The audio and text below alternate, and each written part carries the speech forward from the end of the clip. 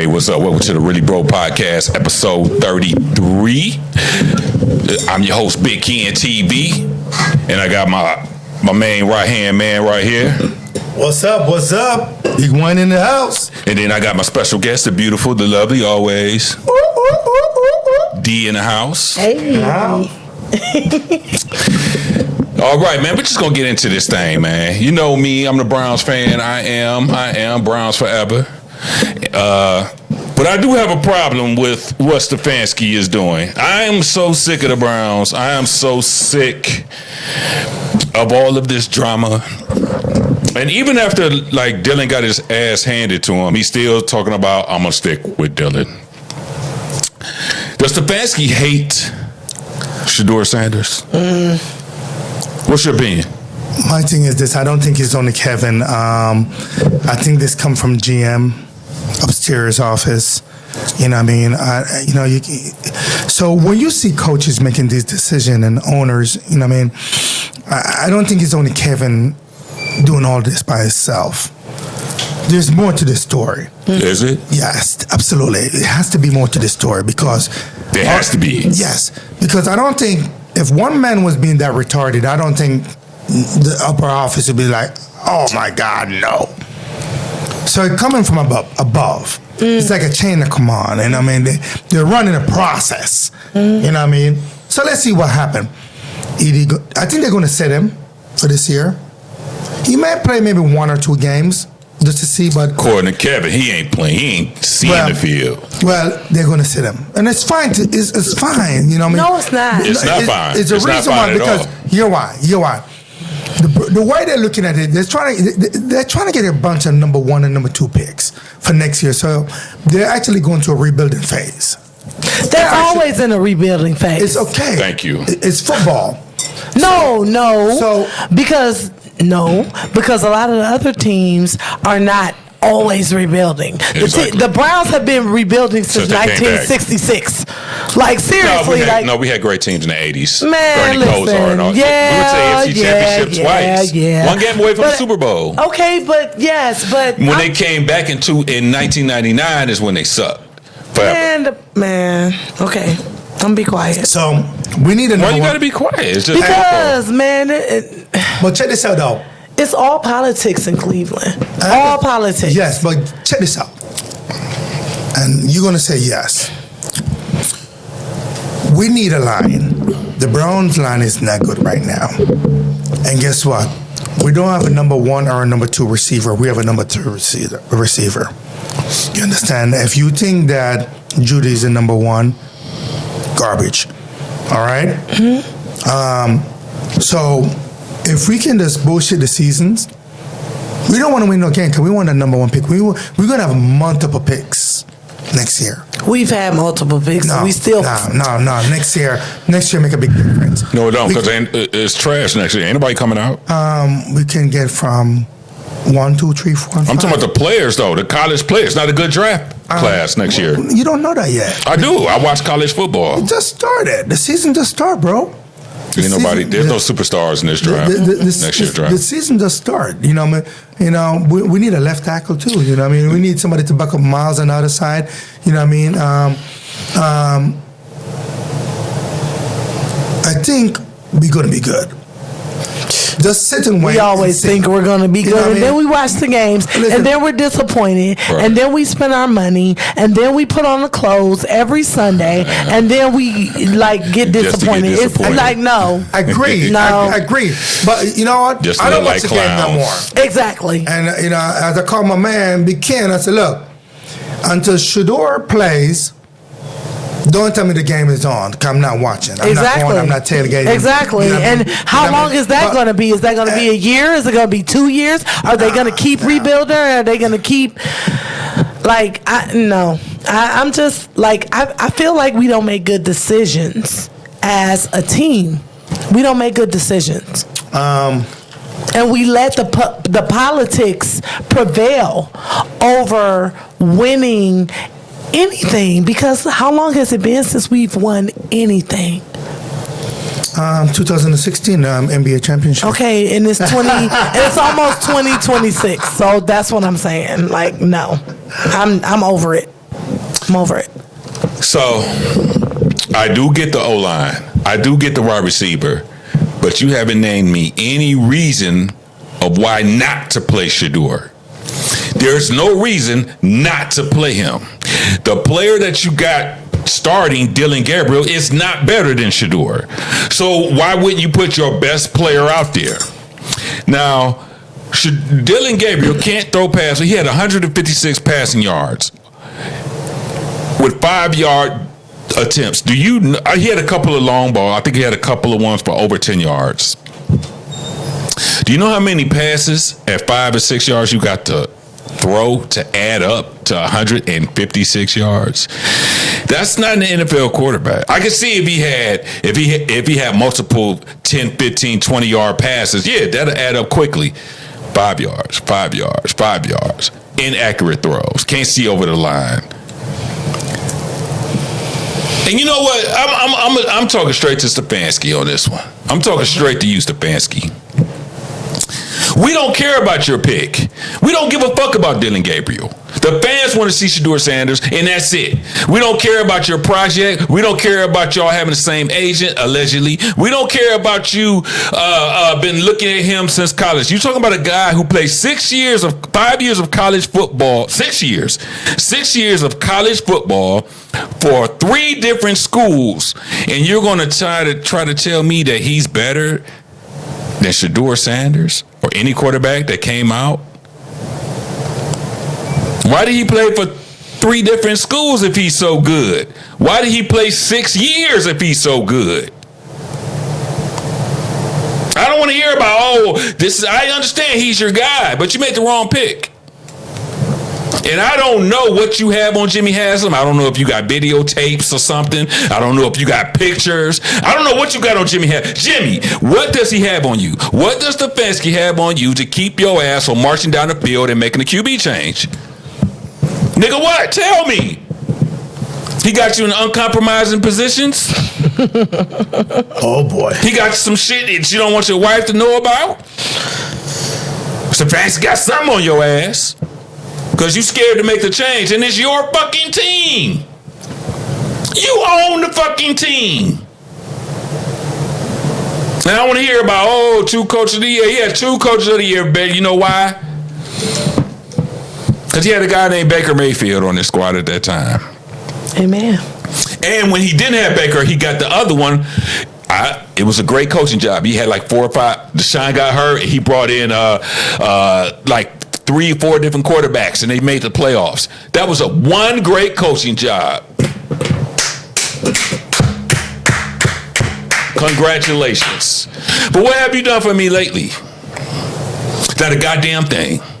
But ruin the Cleveland Browns. Man, every time. That's all the fuck you've done. And nobody cares about your Dylan Gabriel.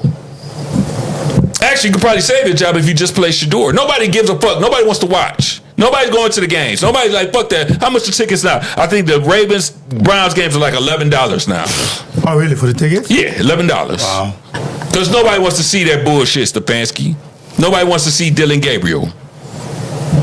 That was your pick, and you made the wrong pick. And I know I'm nobody.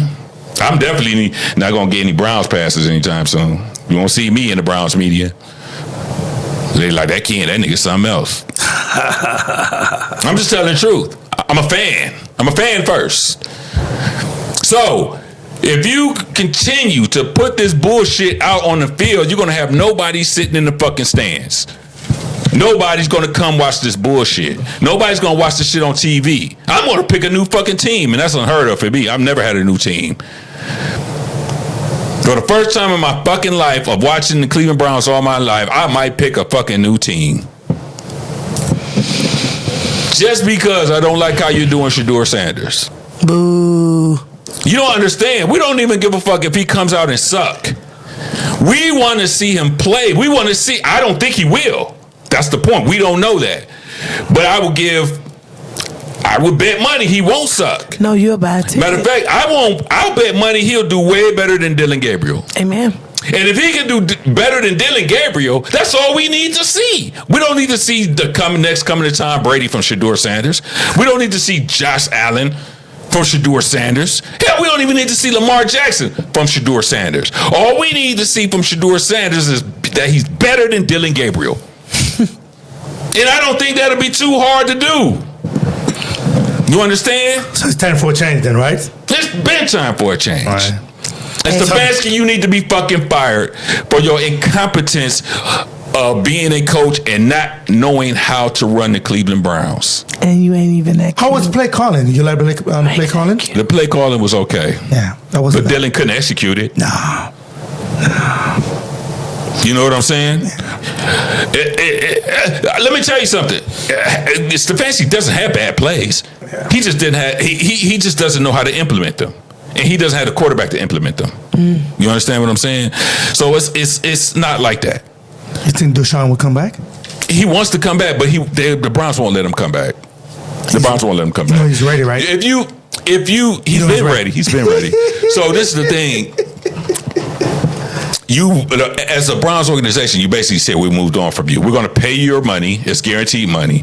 It just sets a bad precedence if you bring Deshaun Watson back because you drafted 2 quarterbacks. If you were just going to bring them back, then what the fuck you waste those 2 picks for?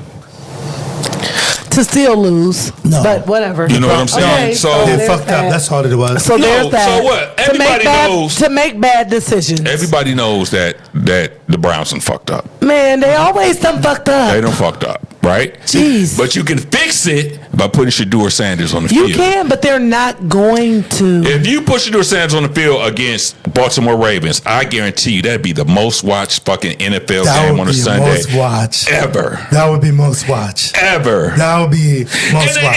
And another thing too, Stefanski, you lost the locker room. If you put Shedeur Sanders against the Ravens, the O-line is going to block like they've never blocked before. Absolutely. The running back is going to run like he never run before. Oh, man.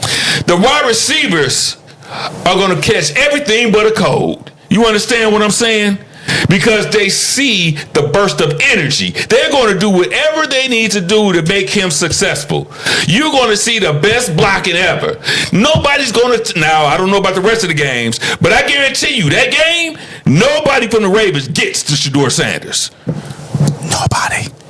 If you put Shedeur Sanders on the field, the position players are going to play like you've never seen them before.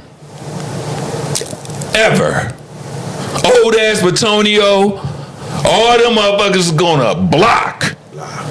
They gonna say, we gotta make this dude look good. Absolutely. Nobody's getting past me tonight. Not today. Maybe next week, but not today. Not today. All right, let's move on to Sebastian Telfair. You know, that's the guy, the NBA guy. You know, they got I think it's some kind of special on him. He was in NBA. He made $20 million, and now he's like he's living in the hood now. He back home. He spent all this money. So basically, he was accused of defrauding the NFL health benefits plan. You know how you say you hurt, but you're not really hurt, and you're collecting checks and blah blah blah. Such as allegedly. Allegedly, why? I only bring up this story because we always talk about how when somebody has that much money, why do you do things to fuck it up? And this really doesn't have to do with just the NBA or any. It could be anything. Can you answer that? Oh, of course. And then D, you have a choice. I mean, a chance. Because niggas can just not get it right. That's my answer. Niggas can just not get it right. And this goes for everybody, right? And the reason why I say that, we dream childhood dreams to be famous, to be spectacular. We reach there, and guess what we do? We fuck it up. And we wonder why we never can be on top. Niggas just cannot get it right. That's the problem. I agree. You are making money. Not like we on the Broke podcast ain't making shit. That's why it's the Broke podcast. We drink out the plastic. We drink out the plastic fucking cup. You know what I mean? Old ass hoodie, cheap ass shirts. Nigga, we ain't got nothing. My shirt ain't cheap. My shirt ain't cheap. Right, like don't do this. So you ain't broke? You ain't broke then? I ain't broke. I'm broke, but I still look good. Hey, I'm broke. I'm broke, but I still look good. Hey, I ain't saying you ain't look good. Nigga, why you look at me and say cheap ass shirt, nigga? Why you look at D, nigga? Cause my shit ain't your shit ain't cost no more than $10. Hey, you don't know what my shit cost. Did you buy it? So, what I'm saying is, we make it to the top. So why when we make it to the top, we have to fuck it up? And you know the craziest thing is, we make it to the top, but we, which is down here, we don't look out for the person down here, we go fuck it up. All of a sudden, we're playing high stakes. But let me beg you $50, I ain't got it. But you can bet to ruin your fucking career. 20 millions, 30,000, 50,000. You couldn't give me $50. I probably wanted your jersey to be signed, and you couldn't even do that for me. So tell me, do you think I'm sorry for these niggers? No, I don't. Fuck them all. Yeah, you have a good point, but according to reports, allegedly, 2 Cleveland Guardian pitchers are facing federal charges for alleged pitch rigging, and they ain't black. Allegedly, they look black to me on the picture. But they're not black. What are they? I think they're like Hispanic or something. Oh, they're black. All right. Come on, man. What the fuck? Brown, black, same difference. Just to let you know, let me clear it up again. Allegedly, but Hispanic people are black. No, they're not. They definitely are not black. Hispanic people they are definitely. I'm not going to let you they're put brown. that precedence They're out. brown. They are not black Americans. They are not black. Bro. They are Hispanic Americans, but they are not black Americans. I'm trying to tell you something. You telling me wrong. Hispanic people are not black. As black. They are not black. Hispanic people are Hispanics. Hey. It's a whole different race of people. Hispanic people put it like this then.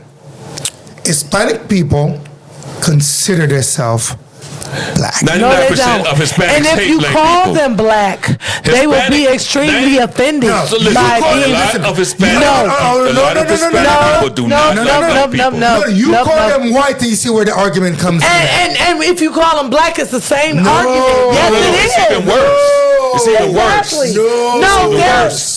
They're Hispanic, and that is why. And Go that to the is West why Side. when you fill out an West Side with that application energy. for Go to the anything, West Side with that energy. it says, "Are you of Hispanic heritage?" That's two different. Because black and Hispanic is two totally. It's like different white and black.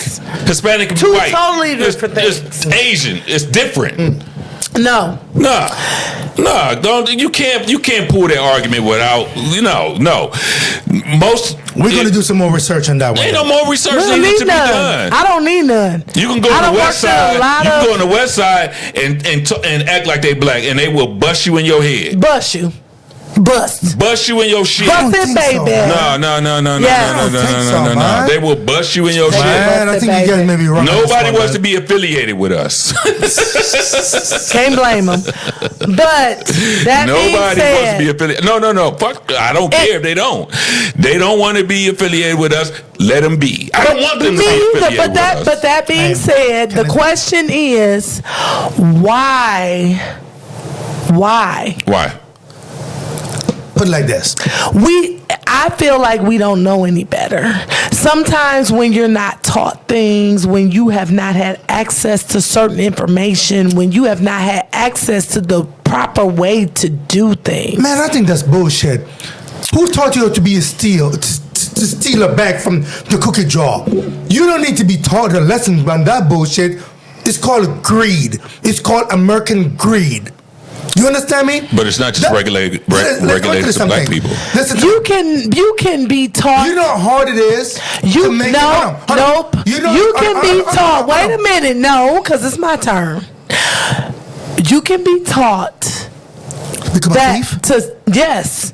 You can be taught to become a thief. You can be taught that when you need something, you can get it by stealing. But you can also be taught that stealing is wrong. Can I pause you for a minute? Do you know how much a baseball player make? Yes, a lot. More than anybody else. More than anybody else. Yes. You know the sacrifice to be made to make it to the minors? Yes. So why would you fuck it up for a $20,000 bet?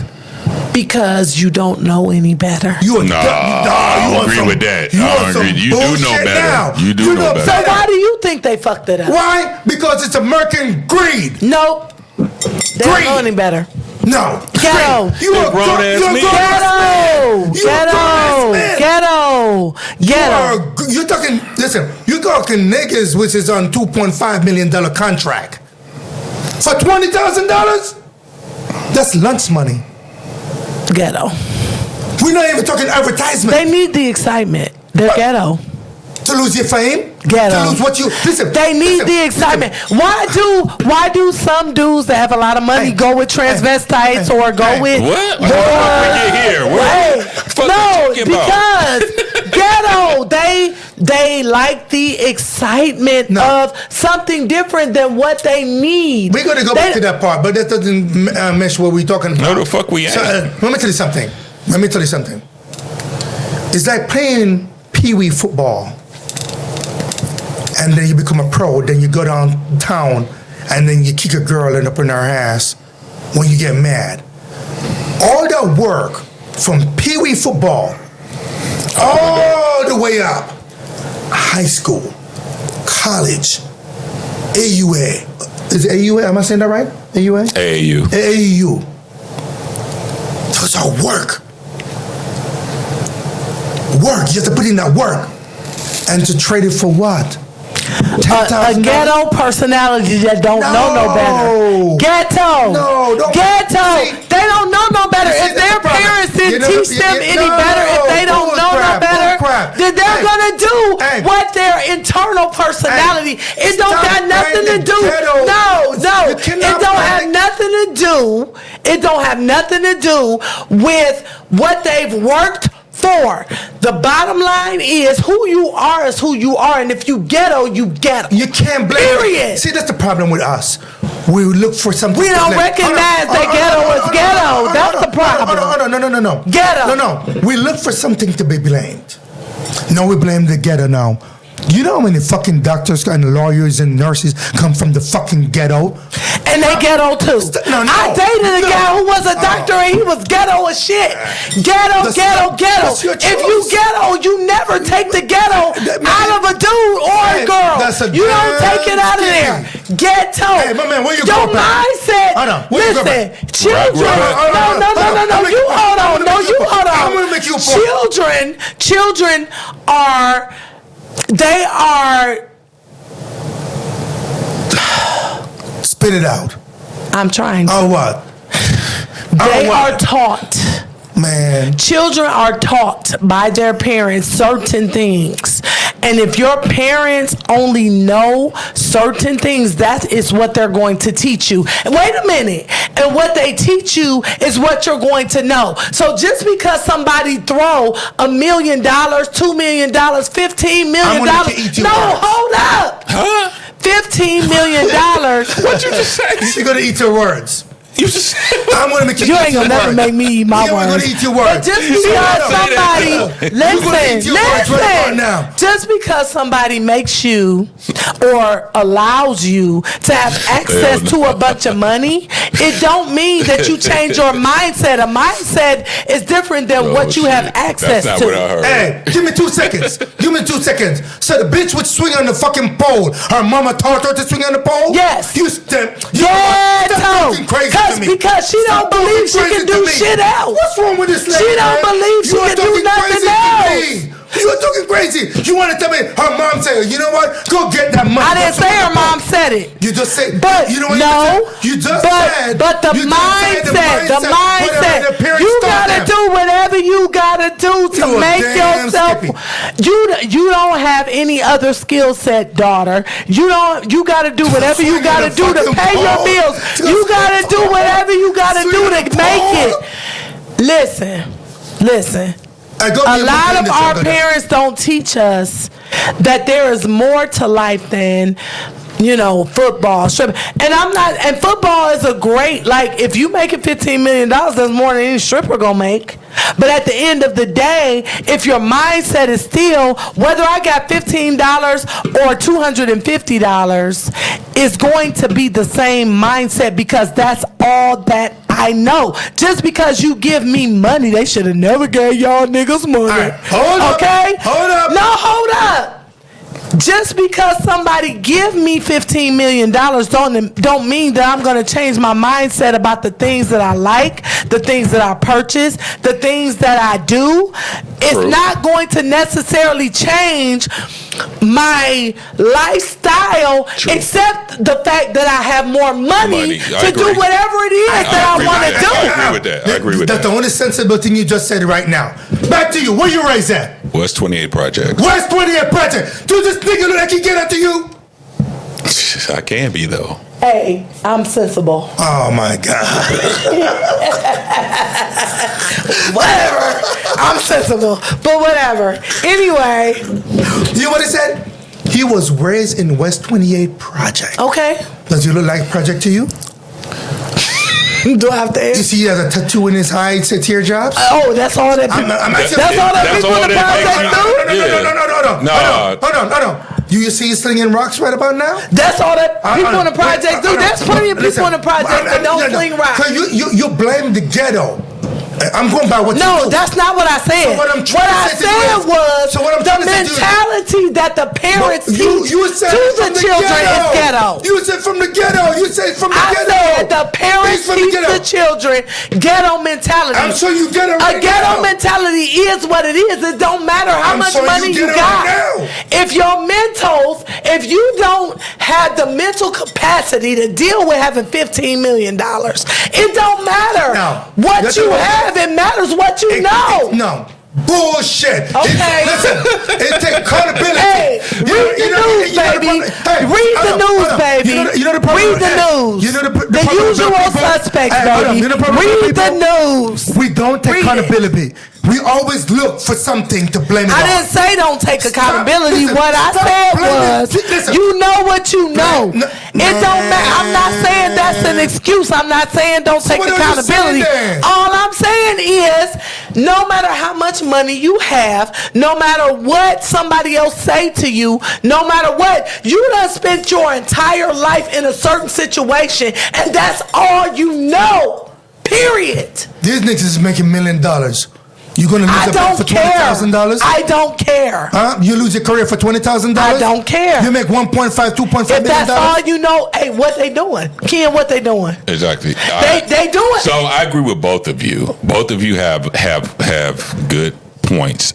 You do have a good point. But my thing is, I'm going to say this: how many doctors do you know that have? If you're going to equate tattoos to the ghetto, how many doctors do you know that have full fucking sleeves? Over 100. A lot. Over 100. Over 100. A lot. Which I know of. A lot. One of the doctors I see personally has fucking both sleeves done. Don't get it confused. That doesn't mean it's ghetto. No. She was saying that they learned this from the ghetto. And what I'm trying to say to her is, stop labeling the ghetto as a bad place. The ghetto is for that ain't what I said. No, that's not what What I said was they learned it from the ghetto. That don't mean the ghetto is a bad place. No. You don't learn that from the ghetto. Listen, in the ghetto, you have to survive. You gotta survive in the ghetto no matter what. Listen to me. Sometimes, hold on. Sometimes you need that hood edge to get you through whatever you need to get through. Sometimes it was that hood mentality that got him through med school a lot. And that's good. I'm not saying that ghetto is bad. What I'm saying is, if people are used to not having anything, they're going to take advantage of any resources that they have. They're going to take advantage of any resources that they have and make the most of it. And if somebody think they can get away these with two gambling, baseball players are making millions of dollars. Hold on. Let's go back. All this it's not connected, but in what do we have over the past couple of weeks? The NBA shit. These cats. Terry Rozier. He has an active contract of $26 million. You know he's still paying them, right? Wow. $26 million. Wow. And he only got his friends, I think it was what, $200,000 in bets and shit? Like, why do you put that contract and your legacy on the line for gambling? They don't know any better. And why are you fixing pitches for $20,000 so your people can eat? You got enough money. If you want your people to eat, you can feed them. Absolutely. But that's not the mentality, and that's what I'm talking about. I'm not saying that ghetto is connected to negativity, because there's a lot of people that come out of the ghetto that are, successful and positive and do a lot of things, and it's great. Ghetto. And so am I. I'm from the swamp. But guess what? I'm from the swamp. I can speak articulately. I am a business owner. I work hard. I do what I'm supposed to do. But at the end of the day, there are also people who don't know any better. Because my mother, even though I come from the ghetto, my mother taught me to be articulate. She taught me to be a businesswoman. But you just tell me the no, listen to me. You still talking. You just told me Why are you talking? You just tell me to get. Let me finish. But you just tell me to get told them to steal. Let me finish. That's what you said earlier. That's not what I said. So I didn't say. I said some people from the ghetto are taught. So none of the people from the ghetto are taught to steal. I'm just saying the one I know of. None of them. The one I know of. Okay, we don't steal. Whatever. I do believe that in certain situations, people not necessarily talk, but they see what's going on around them. They see their uncles, they see their parents. Do dirty shit.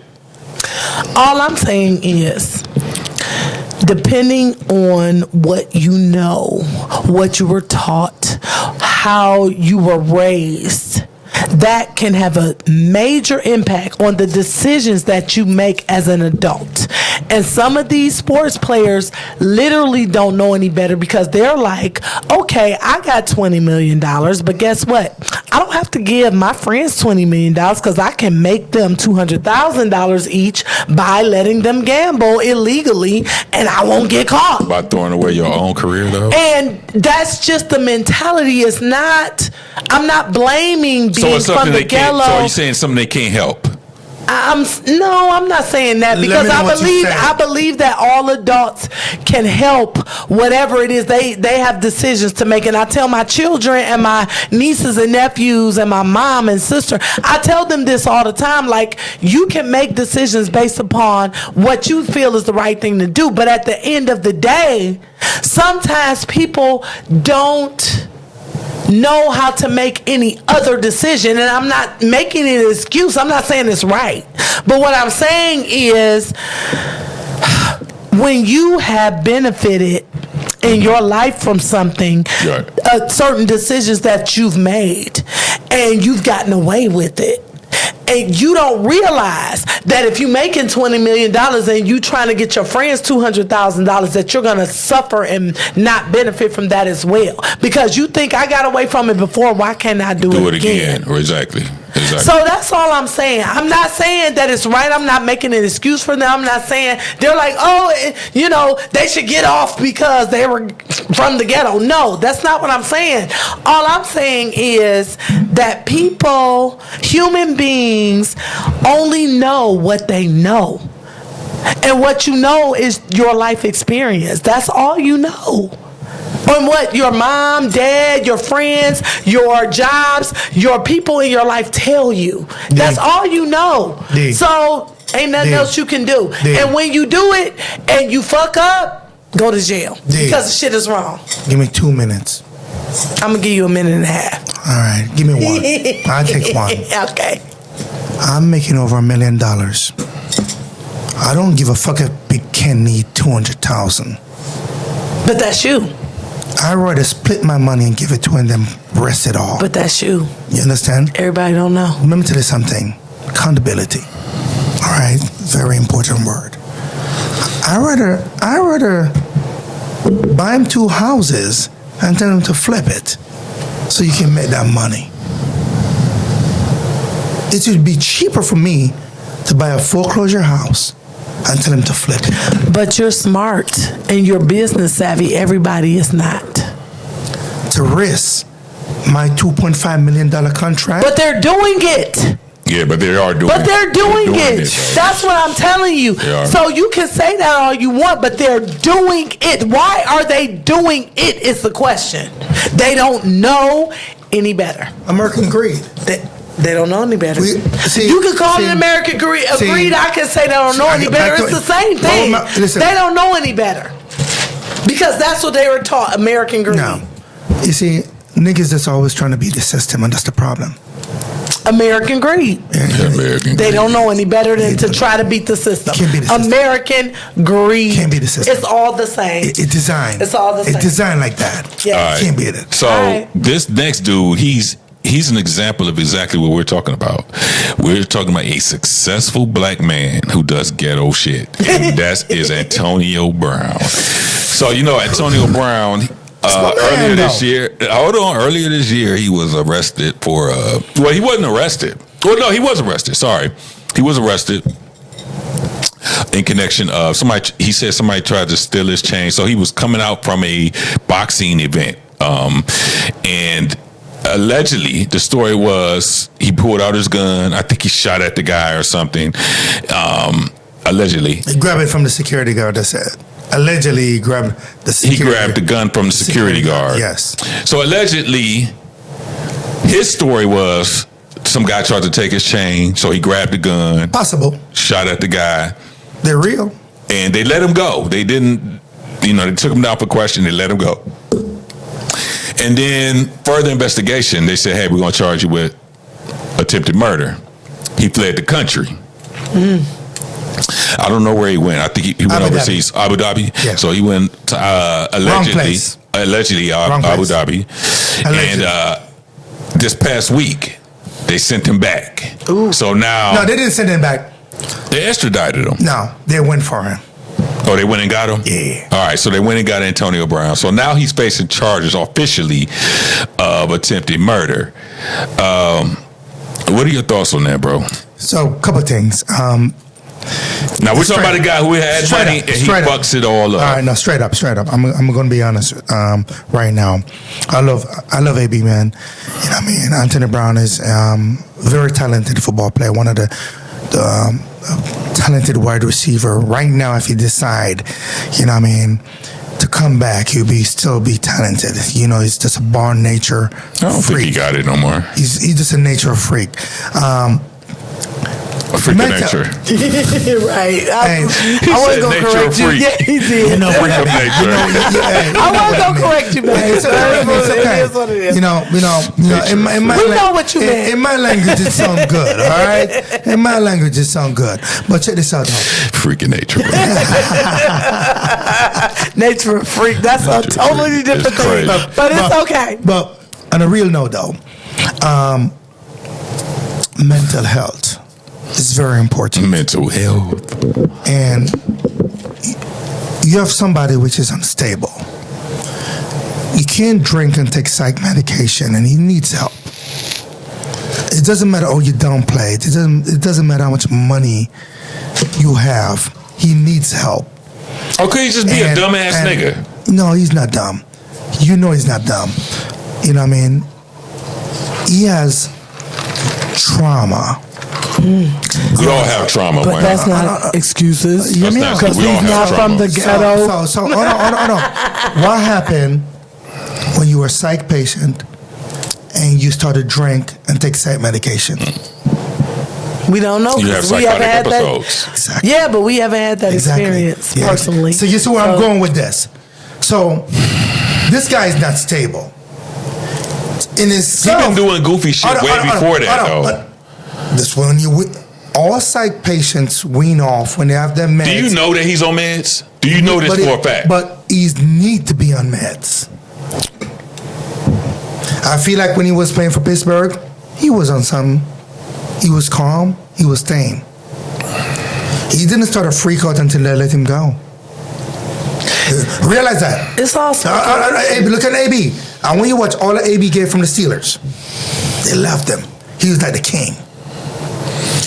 The minute they let him go, whatever Mike Tomlin allegedly was helping him with, he descended. These guys need help. You understand? Even allegedly, if somebody was trying to rob his chain, yeah, his shit is real. Is it? Is this shit real, nigga? How do we know? I don't know that part. He's from the ghetto. It might be fake.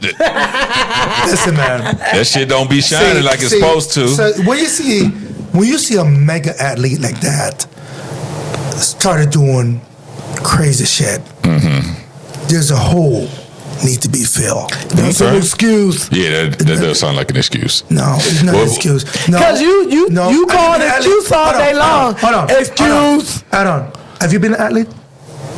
I'm sorry. Have you ever been an athlete before? Of course. What sport do you play?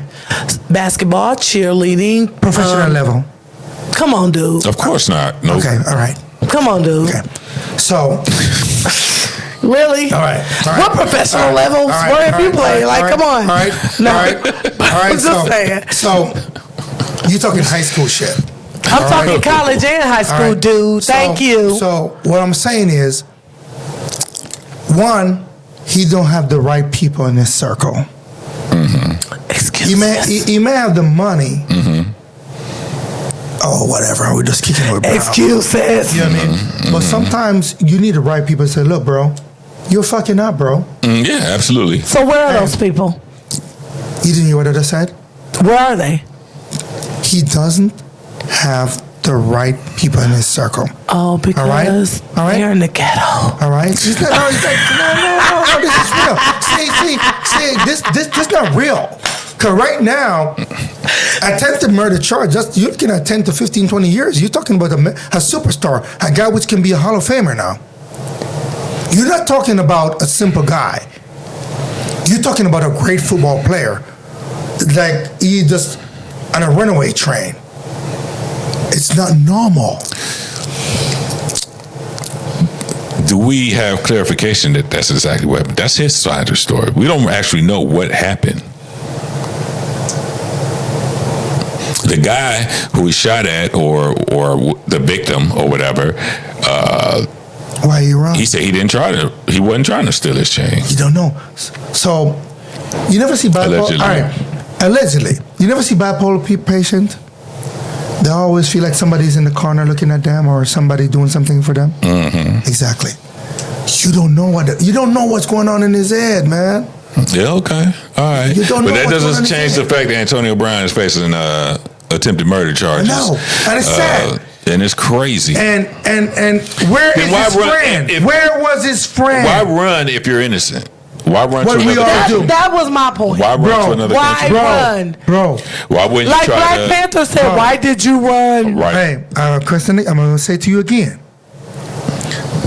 When you suffer from psychosis, you don't think straight. So maybe the ones who are gambling for their friends, they might have suffered from some psychosis too. No. Okay. No, that's How greed. do you know though? No, that's greed. Okay. That's trying to beat the system. Okay.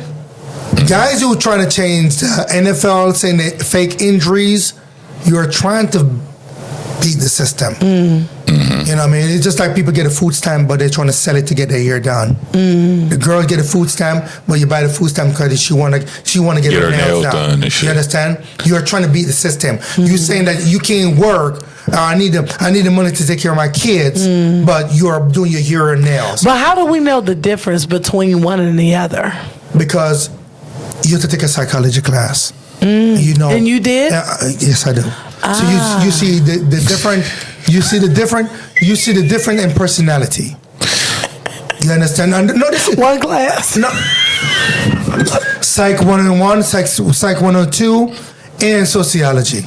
I'm taking them all as well. Exactly. I'm taking them all as well. So you said no. So see, we may be laughing at this, But you don't know what this man going through. But I'm not laughing at him. I'm laughing at you. Because you're saying. You know what? I take, listen, I work at a psych hospital for over 6-7 years. And I really take, when it comes to mental health, yes, I take that very serious. I do as well. Very, very serious. I have had some personal things in my life that have dealt with mental health, so I take it seriously too. You should understand but what I'm saying. Because I don't know him, so I do take it seriously. That's why you have to be optimistic. But I feel like sometimes people use that as an excuse the same way that you said that some of the other people use things as excuses. Not that guy. Something wrong with that guy. How do you know? Allegedly, it's behavior.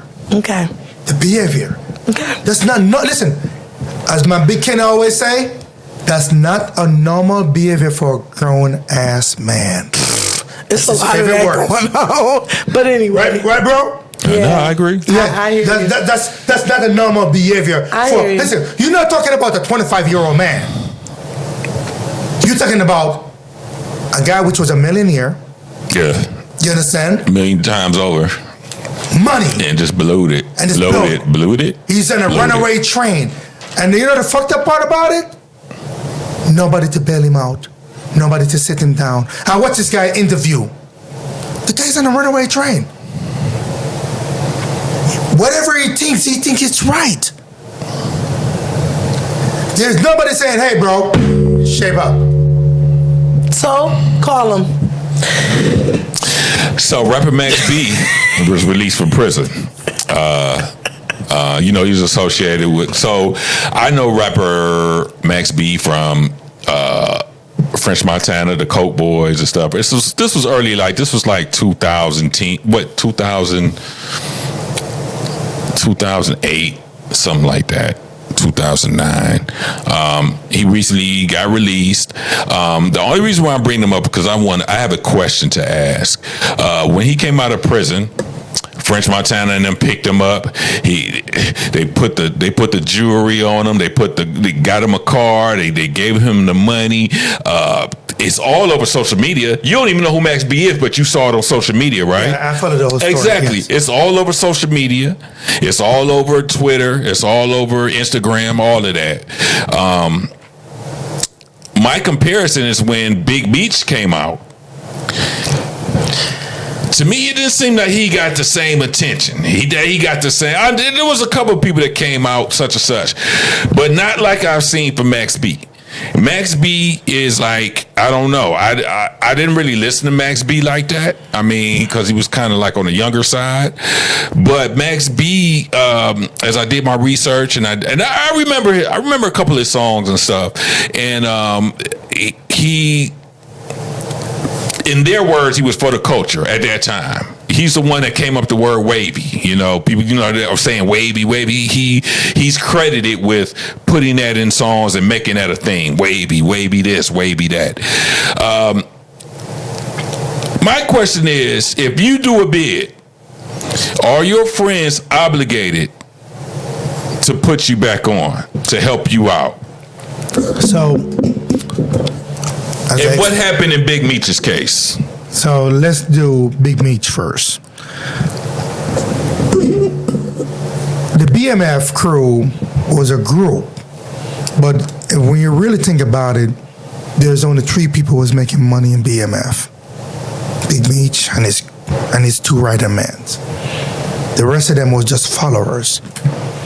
So when you're the king of the castle and all 3 of you guys get locked down, who's gonna run the business? He didn't give up his key.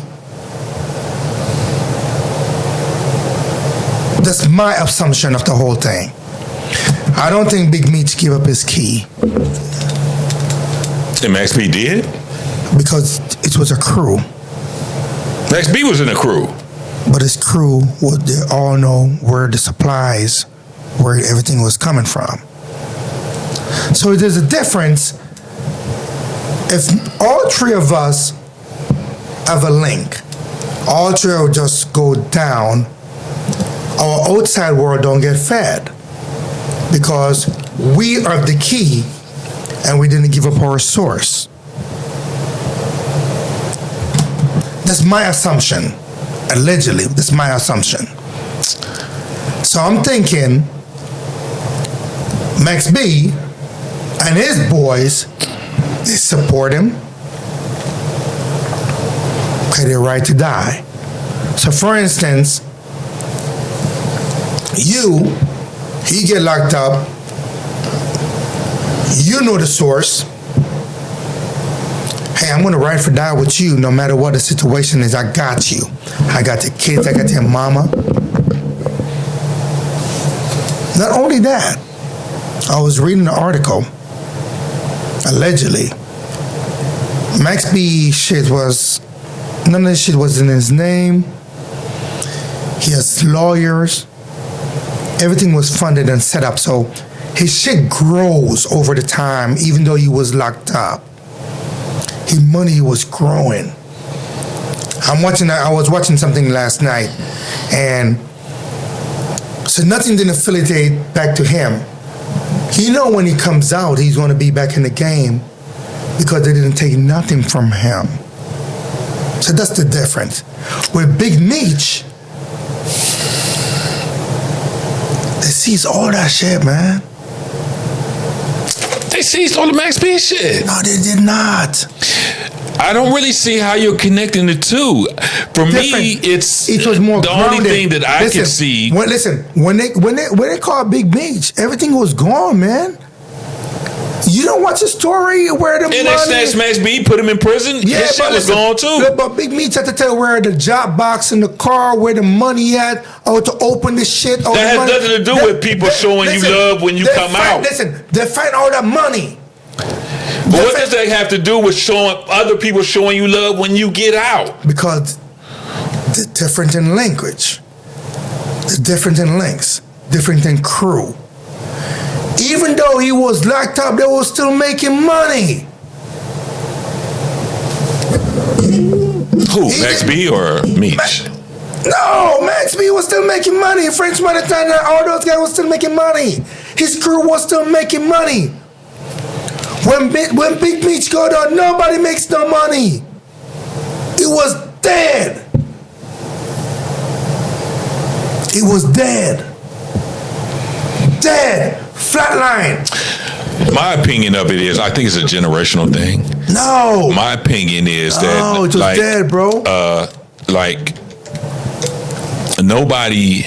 I'm gonna just take it like this. Like my son, he's 29. He knows who Max B is. He knows who Meech is because of Rick Ross music. But if you take that away, if Big Ross never mentioned Big Meech, he would have no idea who Big Meech is. You know why he mentioned him? But he does know who Max B is. Why he mentioned him? Because he probably but Rick Ross is older too. Rick Ross 50 years old. Why did he mention him? Who was Big Meech? A dope dealer. All right. What kind of dope dealer? Coke. Okay, on what level? He was on high level. Thank you. So, the kingpin. Okay. I'm Big Meech. Okay. So if he's such a kingpin, and if he's such a where's the money? The man where that they say people looking up to him, and the man he's supposed to be, and this big time coke dope dealer. He's the boss. How come when he got out, he didn't even receive the same show of love, for lack of a better word? Why? For lack of love of returning that Max B did. Because there wasn't eating. The source was dead. Once all three of them get caught, So you're saying his crew are basically they're gone. They're gone. And no money funded. And nothing. Nobody ate. Nobody ate. So nobody was waiting for Big Meech to come out. No. Nobody ate nothing. What? You know who was waiting for Big Meech to come out? Who? 50 Cent. For the movie. And then for the movie, and then when Big Meech for the movie, started hanging around with Rick Ross, you know hold on, let me finish. I'll let you talk. I haven't said nothing all show. When Big Meech came out, he went to Rick Ross, and we all know what is Rick Ross to 50 Cent. Enemies. His fucking mortal enemy. But why you went to Rick Ross? I have no idea. Who have more money? That's debatable. Rick Ross. There's no debate about that shit. But if you're friends and this loyalty, what difference does it make who has the most money? Well, okay, based on your logic, he did go. Let's say he did go to Rick Ross because he had more money. Rick Ross don't give a fuck about that nigga. Sure don't. Rick Ross is on the He went over to Rick Ross. I think he threw the nigga a barbecue. He took a picture with the nigga and threw a barbecue for that nigga, and that's it. Is he in the hospital? But had he stuck with 50 Cent, I bet you his shit would have been different. Possible, yes. Is Rick Ross in the hospital? I don't know. Fuck that nigga. That nigga eats too much wing style. I don't know. Fat nigga. Nah, you know what? Let me say you something. You know, hey, you know, I like Rick Ross songs and all that. I ain't gonna even front. But you know, I'm a 50 Cent guy. And my thing is this. Max B came out, got all the love. Everybody, you know, he back in the studio, such and such, you know, this and that. I feel that if you kept your mouth shut and other people were involved in whatever you got thrown in jail for, they are obligated to show you, to help you get back on your feet. If this man kept other people out of jail, I kept you out of jail. We did some shit. But only I went. And I never mentioned anybody else. You damn right I do a fucking 15-year bid. Y'all better have something for me. But Big Meech didn't talk. He didn't talk his They suppliers. said he did. Allegedly. To get out. He didn't tell his suppliers. You know he had like 20 years left on his sentence, right? Yeah. Why he get out? How did he get out with so much time out of Fed joint? Good time. I'm not saying he did. I'm just saying it's just suspicious. Max B did all of his time. Things change too, bro. No, don't give me with the shit change shit. We're talking about facts here. We're not talking about what could have happened, what should have happened, what did happen. We're talking about what did happen. I mean, we're talking about Max B gets out, Big Meech gets out, crickets. Max B gets out, red carpet. Difference in crew. So my only entry, because I only have limited information. So BMF was one of my favorite shows. I watched every single episode. I watched it when it came out. I know the story, right? I believe that there were two people in that whole situation who looked out for each other at the end of the day. Exactly. And that was Terry and Big Meech, the brothers. That's it. Okay, that's it. The rest of them didn't give a fuck. They were using them. They were getting what they wanted from them. And when they went to jail, that's it. They like, oh, we ain't got to go to jail, so we done got what we got from them and we out. We out. Period. That's out. And they didn't give up the source. And didn't give up no sources. Nobody eats. Exactly. Nobody eats. And I agree with you on nobody that. Nobody eats. Max B, they always like you said, they were still eating when he was in jail. So yes, when he got out of jail, they owe him something because he put them on. He helped them, get where they were. Exactly. And so the question was, when somebody goes to jail, should their friends put them on when they get out? It depends on if we're right to die. The situation. Are we right to die? Right.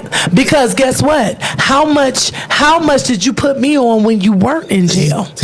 What did you go to jail for? There you go. Right? There you go. And so we're right to die. That's they took responsibility and they own that shit. Little Meech and Terry, they own that shit. And they were like, this is our shit and we gonna do it the way we want to do it. So guess what, niggas? Y'all did that shit and y'all got caught. So guess what? Y'all gonna go to jail exactly how y'all ran this shit. Because we did what, yes, we helped y'all. Yes, we ran for y'all. Yes, but at the end of the day, y'all did what y'all did and y'all got caught for it. Yeah. So y'all go ahead and do y'all bid, but we don't owe you shit when you get out. I watched a documentary on Big Meech. He was a good nigga.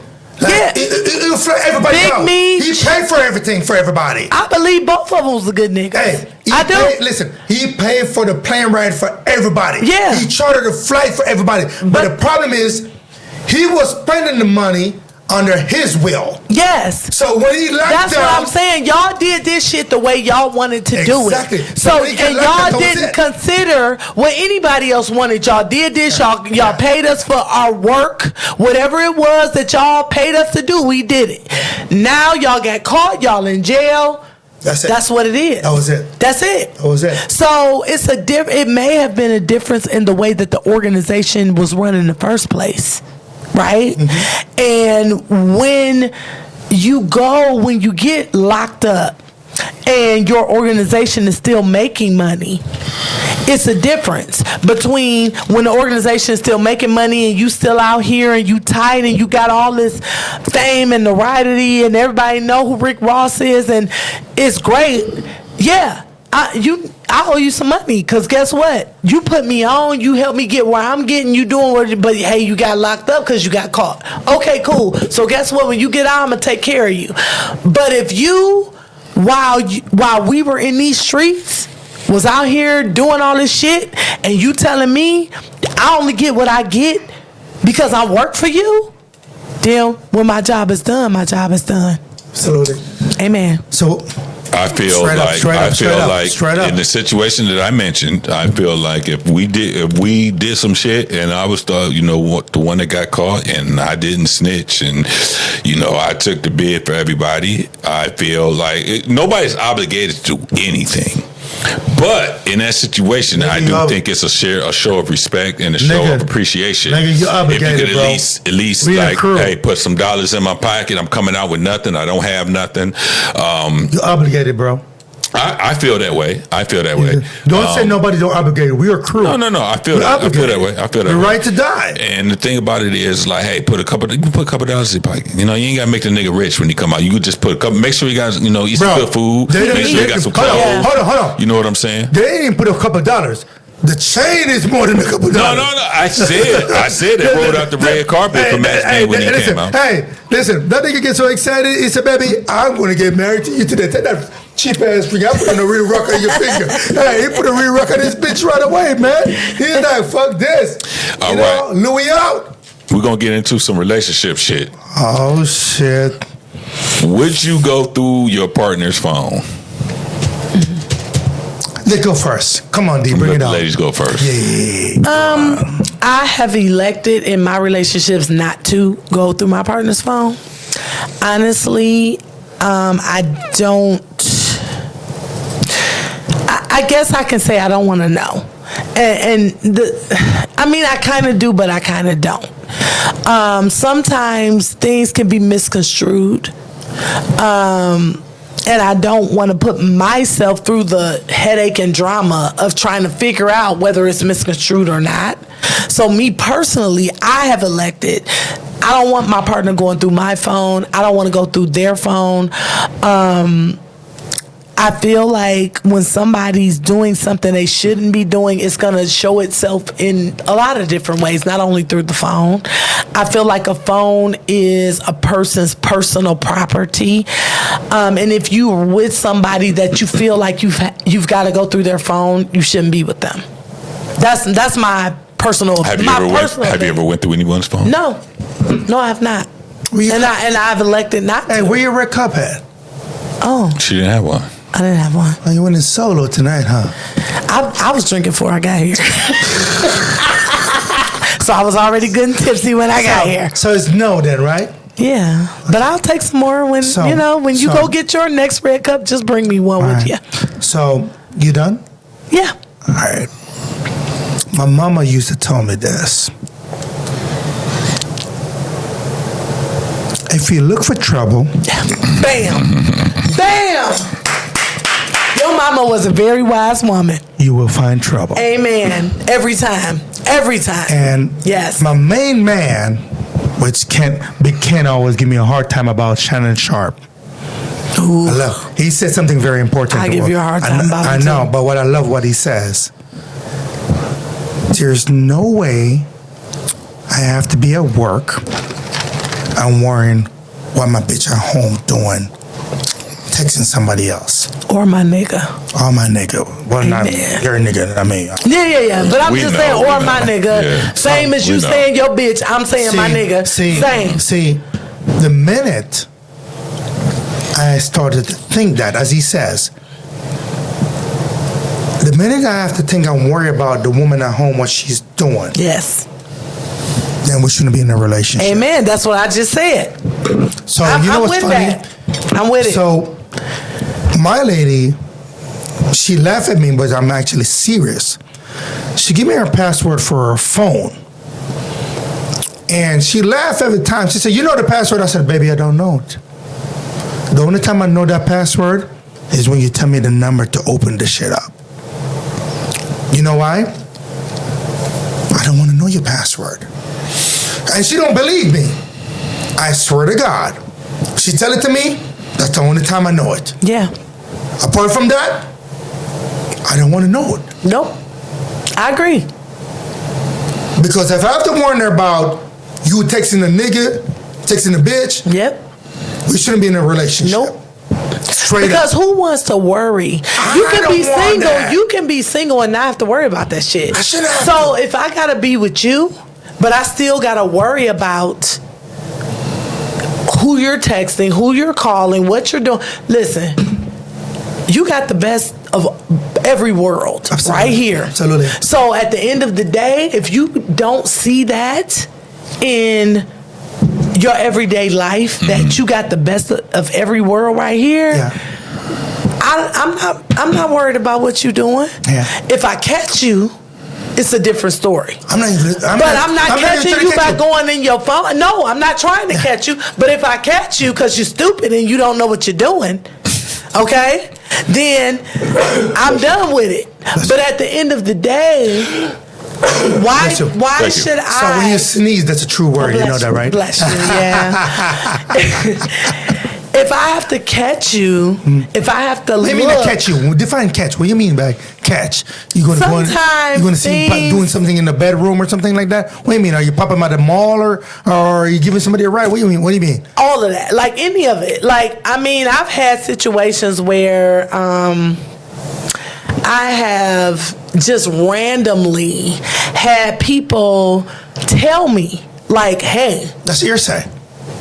Okay, but when I go to you and ask you? That's hearsay. I don't believe in hearsay. But when I go to you and ask you, because hearsay is different than me asking you and you telling me one thing or another. I've had people literally come to me and say, I'm talking to your man. And I'm like, are you? That's a whole different level right there. So I go to him and say, are you? No, that's just my friend. Okay, so you talking to your friend? That's cool. I can deal with that. But does her husband know you talking to her? Let's call him and see. Okay. Now I might make you prove it. Because now I have good reason to believe that you're doing something you have no business. So but control the friendship? Who you choose to talk to? No, I don't control the friendship. Okay. But if it's a friendship, her husband should know about it too. Not necessarily. Oh, no. And you why? Nah, if you calling her every day. Hold on. You calling her every day. Her husband should know about it too. Okay, every day. Okay. Well, every day. Okay. Yes, y'all talking at midnight. Midnight, 1 o'clock in the morning. That's just my friend. Okay. No. So guess what? I'm cool with that. Because we can be your friends at work and I have your number. If your woman was talking to a man at midnight, almost every night. That's a problem. Okay? That's a problem. Listen, I'm the type of woman that's like this. Okay. I can deal with whatever we got going on if we're even. If you okay with me doing what you do, I'm good. But you're not going to do one thing and then tell me to do something else. The man sets the precedent for the relationship. To me, if you call, if you text, if you treat me well, if you do, then I'm going to do you the same. But if you don't do none of that, what am I supposed to do? A man is supposed to be the leader. He's supposed to lead. Right. I don't have a problem with stepping in when I got to lead too. I have a question for you. But he needs to lead me because that's what a man is supposed to do. That's what God made men for. I have a question for you. Yes. So You have a friend at work. Mm-hmm. But all they talk is all friend-based stuff. Yeah. Right? Mm-hmm. So once you walk through that door, hey, I'm home with my wife now, all communication should cut off, right? No. Yes. No. I'm home with my wife. No. Because if the relationship was truly friend-based, your wife should know about her. You didn't hear what I just said? Well, you said you have a friend at work. Your friend at work. Yeah. But don't friends should know boundaries also? Boundaries. I'm at home. I understand boundaries, but don't text me no more if it's an emergency. Listen, my girlfriends call me when my man is over. No. That's girlfriends. We're talking about a man. You're missing what I'm saying. What's the difference, though? Oh, there is a friend is a friend. Listen, a friend is a friend. There's boundaries. A friend is a friend. The girlfriends ain't trying to screw you. The man friend's trying to screw you. Okay, but then that means it's not a man friend. But listen what I'm saying. That's not a man friend. You're not to me, a man that's trying to screw you is not a man friend. You're not listening. He's not telling you he's trying to screw you, though. You're not listening. Come on, man. I'm listening. We at work, all right? We've been clowning at work, texting. Nothing inappropriate, strictly friend-based. But now, you went home to Big Ken. Is it okay for that person which been texting? Remember, you've been at work clowning all day. You're home now. Is it okay for that person keep on texting you? Yes. No. Not consistently, but Ken, if I was going home to Ken should know about that friend because there is nothing. Listen to me. There is nothing. I think your way of thinking is age-based. At maybe in your 20s and your 30s, you can do that. But at our age right now, and all of the knowledge that we've learned from relationships and the situations we've been through and experienced, bullshit fucking shit. Yeah. Come on now, we too grown for that. Hey, let me tell you something. Bullshit. Hey, well, my girl, ain't no nigga gonna be texting you or calling you at no fucking 12 o'clock at night. I don't give a fuck how long y'all know. I didn't say 12 o'clock at night. Whatever, 8 o'clock at night. What I'm saying is, first of all, if I at the age that I am, I almost told my age, but at the age that I am right now, ain't no nigga texting me at work or at home if I got a man. Because it's about me and my man. I'm texting my man if I want to talk. You trying to clear it up now. That's yeah, she is trying to clear it up. I don't need to clear it up. I don't need to clear it up because I don't have a man. So I don't need to clear it up. You should have said that. No. I misunderstood the question. I misunderstood the question. There we go again. That's what, see, what I wanted from you, you just say to me. Let me see who texted me right now. Let me see who texted me. No, what I'm saying is... What I wanted from her is what she's saying now. Because now I understand what y'all talking about. Let me tell you something. But what I'm saying is, if I'm at work... And I didn't know y'all were talking about a specific age or whatever. It doesn't matter. Exactly. So what I'm saying is, a friend to me at my age is a friend to me. I don't care whether it's a girl, a guy, whoever, whatever. So my man is gonna know every friend that I have in my wheelhouse. He may be a friend to you, but your dude, whoever you're with, knows that this dude trying to fuck you. Okay, well maybe so. And if my man said I don't feel comfortable with him texting you or calling you, then I wouldn't text him at work or at home. That's what I'm saying. To me, if I'm texting a nigga at work, that's sneaky as fuck. Like, I don't want to text somebody that my man don't feel comfortable with me texting, regardless to whether it's at home or at work. So all I'm saying is, if I'm allowing him to text me at work, my man will already know that he texting me at work. So D, that's what I'm saying. So D, can I say something to you? Maybe. My bitch? Maybe. So D, my bitch, I don't text no other bitch but my woman. Home, if anybody work related, it may be a question. Hey, do you know where such and such at? Do you know what's such and such at? That's it. Yes, I'm on my way. That's it. Nobody calls me but my woman. I don't spend no loose time. No, I don't entertain that. You understand? Yeah. So if I'm free, we're in agreement. We're in agreement. So if I'm free at work, I'm talking to my woman. Yeah, that's what I'm saying. You know what I mean? You text your man, you don't text him. If my boy on the phone and my woman come from work, hey, girlie, come in, man. I'll talk to you later. Amen. Amen. That's what a real man does. You know what I mean? That's what a real woman does. So that's the respect I have for my partner. Yes. You know, that's me. That's my respect for my partner. You know what I mean? I don't believe a nigga should be texting another bitch when you live with a bitch at 1 o'clock in the morning. I agree. 12 o'clock. I agree. Is it work related? As a matter of fact, if it's not work related, we don't have nothing to talk about. I agree, but there's some people who work in the middle of the night. I work in the middle of the night. Okay, but so if there's an appropriate situation where a woman has to text you, then she has to text you. But what I'm saying is, and there are friendships that you develop at work. Me, I'll usually work during the day. I don't usually work at night. I have no friends at work. Okay, but listen to me. What kind of friends you? Listen, my woman is my friend. I understand that, but what I'm saying is, the people what I'm saying is, at work is my associate. There are female friends. There are male friends. No, and y'all, listen to me.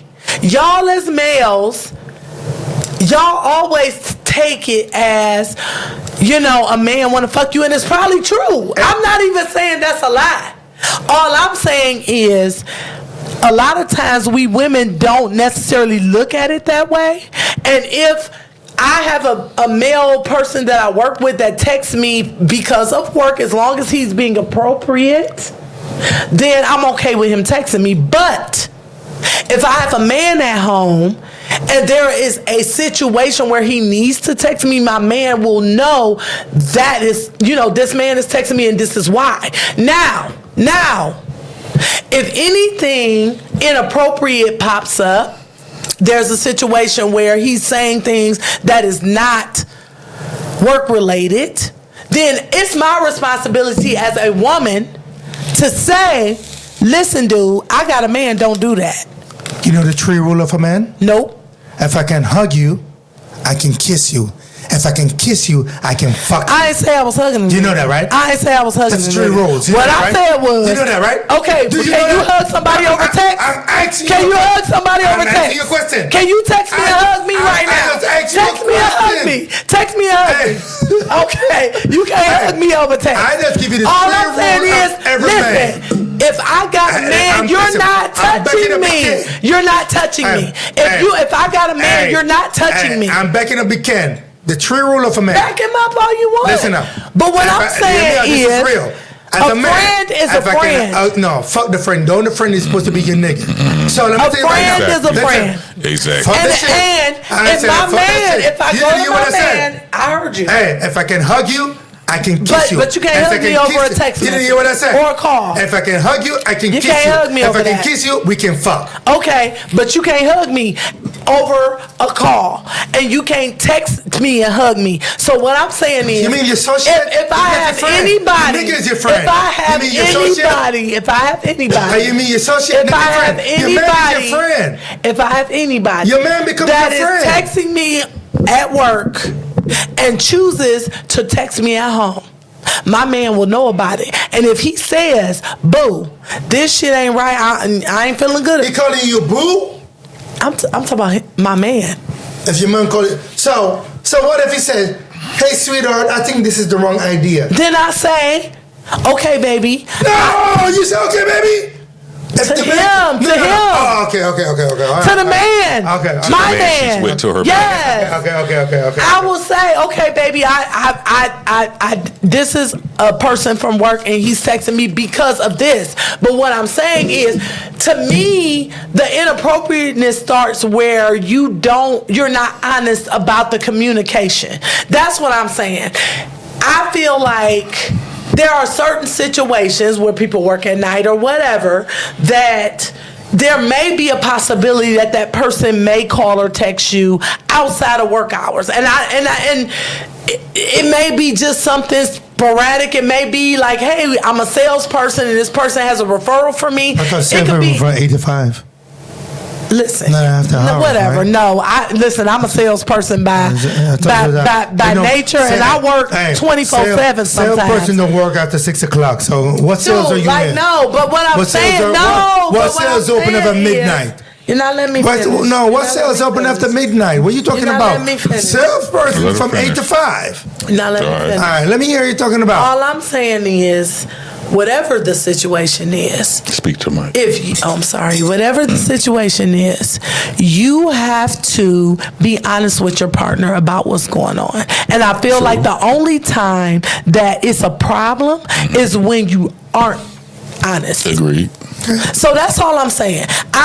For me, I've never had that problem. I have had people at work call, text, whatever, and I've been in relationships. And at the end of the day, I've been honest and I've told them, listen, this is what's going on. Hey, whatever. But I've also been on the other side where people have said, oh, that's just my friend. And I'm like, oh, really? Okay. So, didn't you say you used to work with her husband? Really?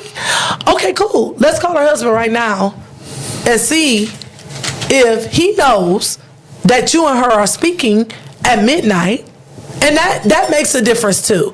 Are they calling you at midnight or are they calling you on a Sunday at 3:00? Because sometimes at Sunday at 3:00 it may be a referral or something like that. But when somebody's calling you at midnight, 1, 2, 3 o'clock in the morning, I mean, this dude was talking to her 12, 1 o'clock in the morning. I'm like, it's crazy. And the very first question I asked was, do her husband know? And he said, he fumbled. And I said, okay, since you fumbling, let's call let's call her and him. So when we call her, the first thing she said was, oh no, I don't want to be a part of none of this. Because I said, we going to call your husband. She said, oh, no, because she tried to play me, too. Oh, yeah, we just friends, and we just talking, and then. And I was like, oh, really? I said, okay, so I got your husband's number. We about to add him in. Oh, no. I don't want to be a part of none of this now. There's some dramatic shit right there. Dramatic. Yeah. And I was like, okay, so now I see what it is. And that's fine. See, I never been through nothing like that before. Man. I have. That shit ain't fun. For me, as I said, I have rules. You know what I mean? Once you walk through that door, if your mom ain't dying, sister ain't dying, all focus attention is on me. Amen. I like it. You know what I mean? I like it. Me and my lady have a good thing going. You know what I mean? I'm like, the minute you come to the door, amen. That's it. Yes. Phone is off. Put that phone down. So my take on it is going to be, first of all, I'm going to say, have I ever went through a woman's phone? Absolutely. Have my phone ever went through? Absolutely. But based on that, like, we're human beings and we all learn from experiences. As you get older, you start realizing, what's important and what's not important. So the question is, would you go through your partner's phone? Today, if you ask me that, the answer is absolutely not. And this is the thing, and this is the reason why. It's two parts to this. You have to be, it's not about being secure. It's about you. If I can't trust you,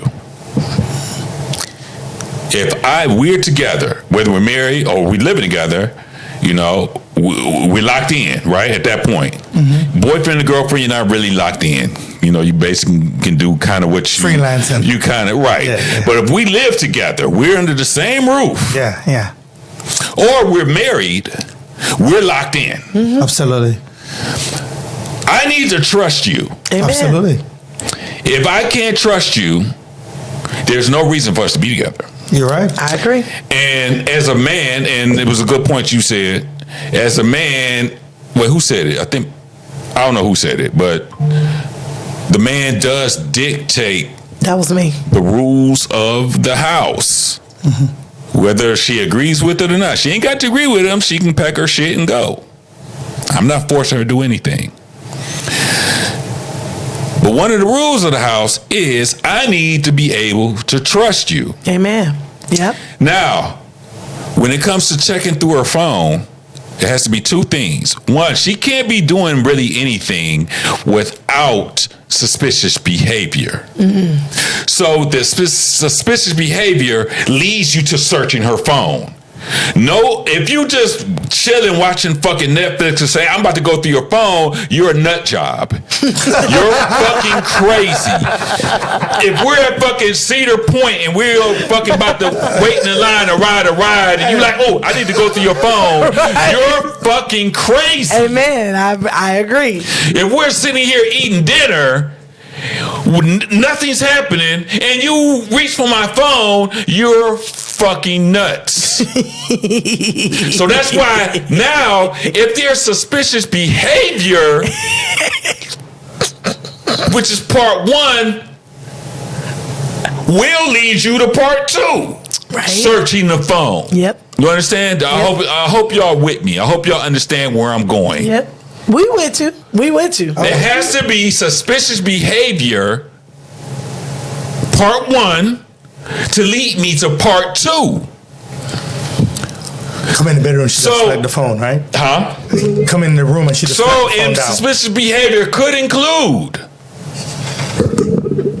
lying about her whereabouts. You find out she says she's over her friend's house, but your iPhone tracking says she's somewhere else, not the address she gave you. Mm-hmm. Coming into the room, I've been through this. I'm very transparent. Coming into a room and all of a sudden she gets off her phone. I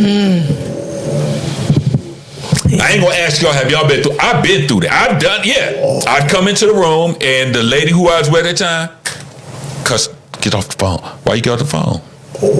That's suspicious behavior.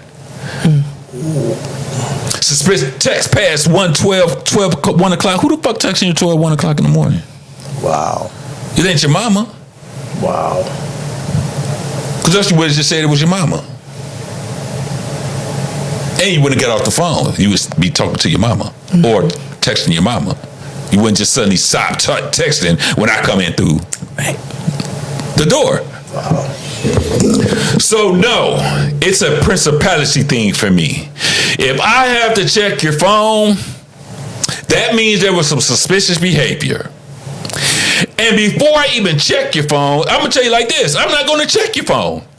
Once the suspicious behavior starts, it's time to pack your bags. 20 years ago, y'all bitches got away with some shit.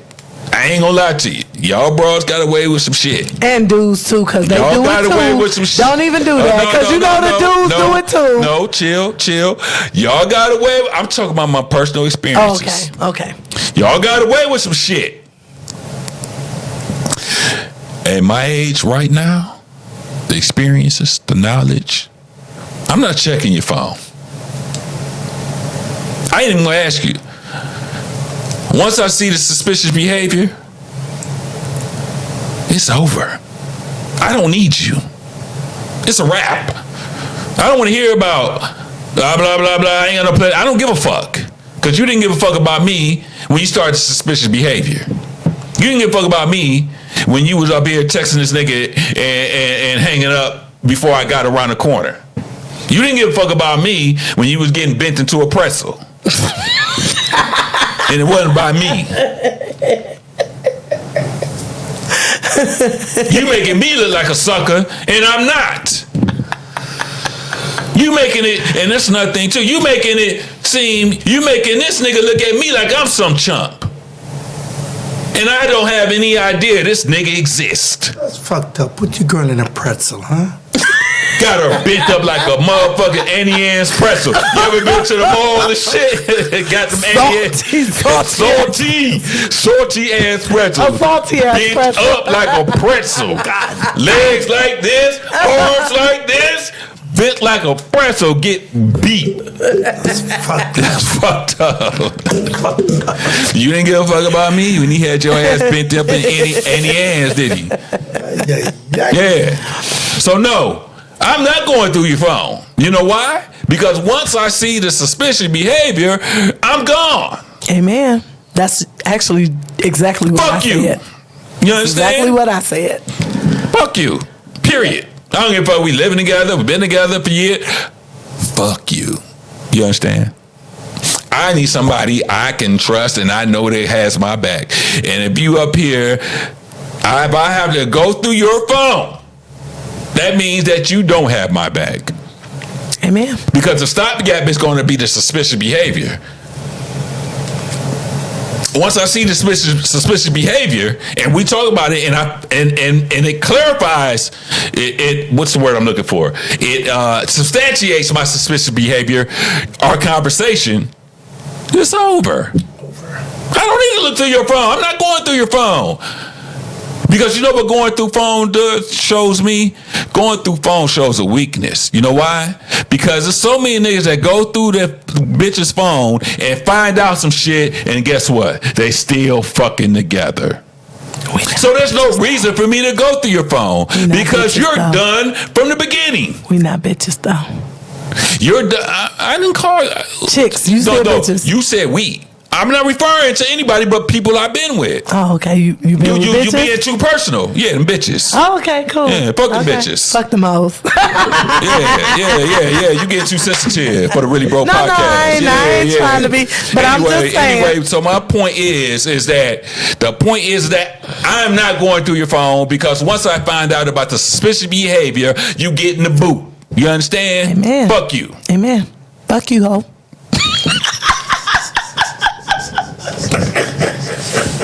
And that concludes the Really Bro podcast for this week, episode 33. Yes. My man. It was a wonderful night, man. Hey, guys. My man, John Doe, Wayne, whatever you want to call him. Listen, man, I love you guys out there, man. You know, just keep clicking, watch the clips, you know what I mean? You know, don't take it personal.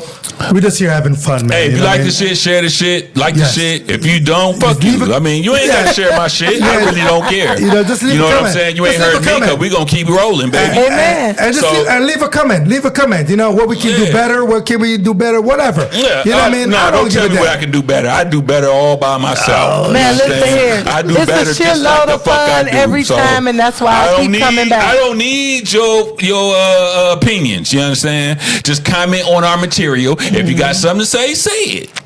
It's a shitload of fun every time, and that's why I keep my coming girl back. D in the house. I enjoy y'all. Make sure you It's a pleasure. Thank y'all for watching. Hey, D, who texting you at 1 o'clock? Yeah, who the fuck texting you? Nobody right now. Why you? Somebody want to text me? Hey, if anybody want to text me at 1 o'clock, call me. I need somebody to text me. Oh shit! Now you gonna get put out, D. You gonna put out right now. No, I ain't gonna get put out. Shit. All right.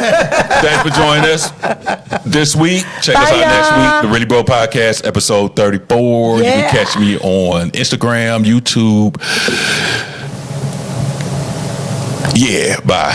Bye.